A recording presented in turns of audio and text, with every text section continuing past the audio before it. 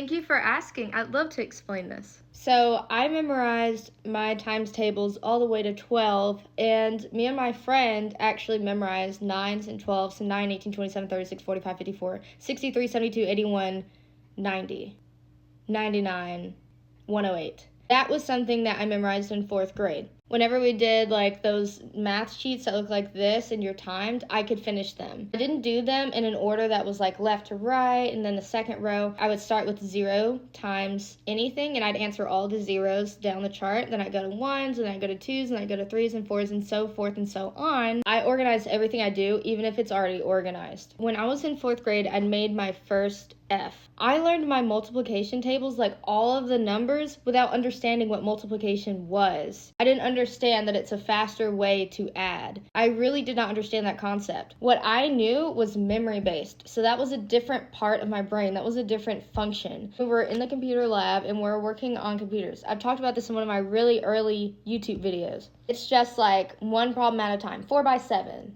That was the specific one that I got. And I was like, I know what that answer is. It's 28. But I couldn't type it.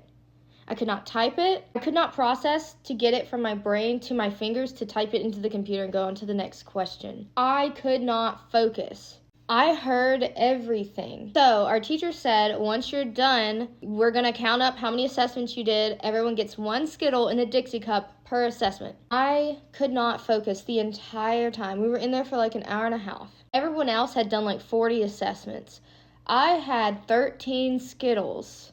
And the problem with this is that that's a visual representation of how disappointing having a learning disability is, because now it's visualized. Now other people can see that you're behind. You see that you're behind, and you're comparing it to other people, and people are like, comparison is the thief of joy. Sometimes comparison tells you how far off you are, and it can be good because it tells you, okay, I need to work harder at this.